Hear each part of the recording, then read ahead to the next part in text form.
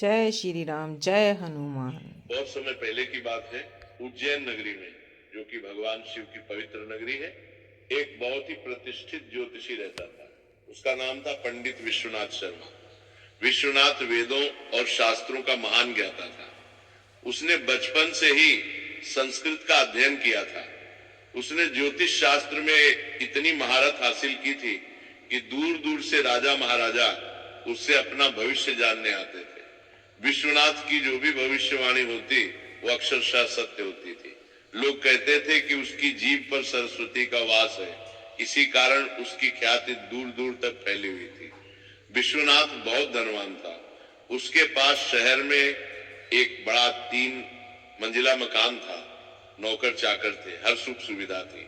लेकिन विश्वनाथ के स्वभाव में बड़ी कमी थी। वो बहुत अहंकारी था। उसे अपने ज्ञान पर इतना घमंड था कि वो किसी को कुछ नहीं समझता था।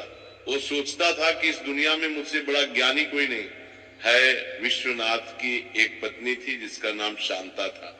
शांता का चेहरा उसके नाम की तरह ही शांत था। उसकी आंखों में भक्ति का सागर था। वह बहुत ही सरल और धार्मिक महिला थी।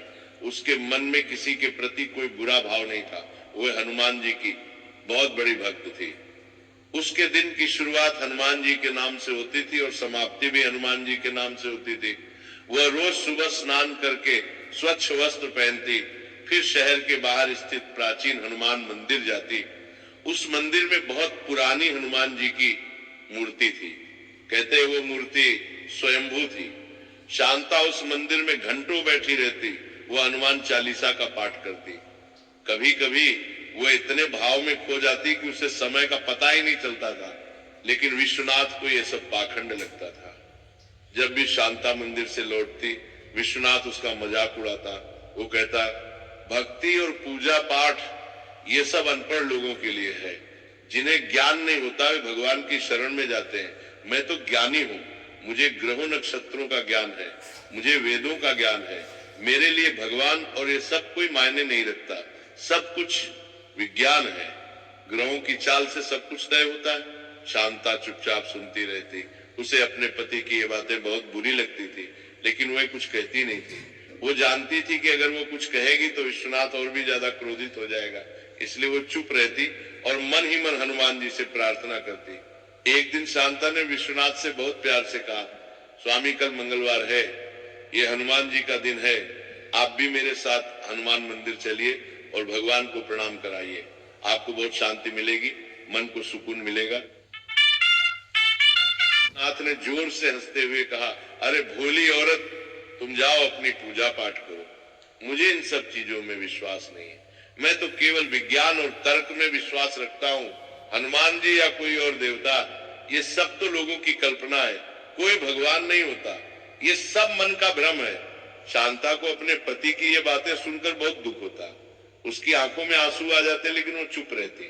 वो मन ही मन प्रार्थना करती, हे हनुमान जी, मेरे पति को सद्बुद्धि दीजिए, उन्हें अपनी शरण में लीजिए, उनका अहंकार दूर कीजिए। एक बार की बात है, दूर देश से एक बहुत बड़े राजा उज्जैन नगरी आए। वे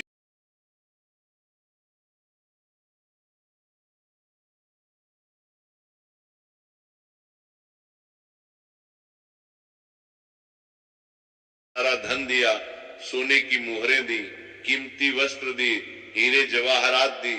विश्वनाथ ने बड़ी खुशी से वह सब स्वीकार कर लिया। उसका मन धन देखकर और भी लोभ से भर गया। उसे अपने झूठ का कोई पछतावा नहीं था। लेकिन उसे यह नहीं पता था कि उसके इस झूठ का परिणाम क्या होने वाला है। हनुमान जी सब देख रहे थे।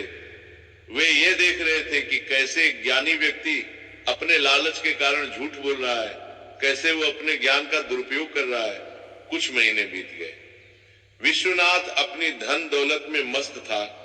उसका अहंकार और भी बढ़ गया था। वह शहर में घूमता और लोगों से कहता कि देखो, राजा महाराजा भी मेरे पास आते हैं, मुझसे बड़ा कोई ज्ञानी नहीं है। एक दिन अचानक खबर आई कि शरण में आए हो। उस दिन शांता ने एक संकल्प लिया। उसने कहा, हे हनुमान जी, मैं आज से 21 मंगलवार तक आपका व्रत रखूंगी। मैं पूरी श्रद्धा और भक्ति से आपकी पूजा करूंगी। आप मेरे पति को स्वस्थ कर दीजिए। अगर वे ठीक हो गए तो मैं आपके मंदिर में भंडारा करवाऊंगी, गरीबों को खाना खिलाऊंगी। शांता ने अगले ही मंगलवार से व्रत शुरू कर दिया। वह सुबह उठती, स्नान करती, स्वच्छ लाल वस्त्र पहनती, फिर पूरे दिन निराहार रहती, एक बूंद पानी भी नहीं पीती। सुबह से शाम तक वह हनुमान चालीसा का पाठ करती, वह मंदिर में बैठी रहती, वह हनुमान जी के चरणों में गिड़गिड़ाती और कहती, हे प्रभु, मेरे पति को माफ कर दीजिए। वे अज्ञानी हैं, उन्हें नहीं पता कि वे क्या कह रहे हैं, उन्हें नहीं पता कि आपकी शक्ति कितनी महान है। आप उन्हें स्वस्थ कर दीजिए, मैं आपकी दासी हूं, मेरी विनती सुन लीजिए। पहले कुछ मंगलवार बीत गए, विश्वनाथ की हालत में कोई सुधार नहीं आया, बल्कि उसकी हालत और भी खराब होती जा रही थी। लोग कहने लगे कि अब शायद बचना मुश्किल है, लेकिन शांता का विश्वास नहीं डगमगाया। उसे पूरा भरोसा था कि हनुमान जी जरूर उसकी सुनेंगे। वह लगातार व्रत रखती रही। उसने अपनी सारी उम्मीद हनुमान जी पर लगा दी थी। उसके मन में एक ही प्रार्थना थी, प्रभु मेरे पति को बचा लो। जब मंदिर से अपने घर लौट रही थी और पूजा की तैयारी कर रही थी, तभी उनके घर के दरवाजे पर किसी ने धीरे से दस्तक दी। शांता ने दरवाजा खोला तो देखा कि एक छोटा सा बालक खड़ा है। वह बालक बहुत प्यारा था। उसकी उम्र लगभग 8-10 साल की होगी। उसके चेहरे पर अजीब सा तेज था। उसकी आंखों में ऐसी चमक थी जो किसी साधारण बच्चे में नहीं होती। उसने लाल रंग के कपड़े पहने हुए थे। उसके गले में एक तुलसी की माला थी। बालक ने बड़े प्यार से कहा, माता जी, मुझे बहुत भूख लगी है, मैं दूर से आया हूं, क्या आप मुझे कुछ खाने को देंगी? शांता का दिल पिघल गया। उसने कहा, बेटा आओ, अंदर आओ, लेकिन आज तो मंगलवार का व्रत है, घर में नमक वाला खाना नहीं बना है, मेरे पास सिर्फ गुड़ का चूरमा है, क्या तुम वो खाओगे? बालक ने मुस्कुराते हुए कहा, हाँ माता जी, मुझे चूरमा बहुत पसंद है, मैं वही खाऊंगा। बेटा, मेरे पति बहुत बीमार हैं, कई महीनों से उनकी तबीयत ठीक नहीं हो रही। मैंने हर तरह का इलाज करवाया लेकिन कुछ फायदा नहीं हुआ। अब मैं हनुमान जी से प्रार्थना कर रही हूँ। उसने सोचा कि ये छोटा सा बच्चा क्या कर सकता है, लेकिन बालक की आंखों में जो विश्वास था वो देखकर शांता ने हाँ कह दी। वो उस बालक को अंदर के कमरे में ले गई जहां विश्वनाथ बिस्तर पर पड़ा था। विश्वनाथ की हालत देखकर किसी का भी दिल दहल जाता। उसका चेहरा पीला, आहट आई। ऐसा लगा जैसे उसके शरीर में नई ऊर्जा का संचार हो रहा है। उसकी बंद आंखें धीरे धीरे खुल गई। उसने उस बालक को देखा। बालक की आंखों में जो दिव्य प्रकाश था वह देखकर विश्वनाथ हैरान रह गया।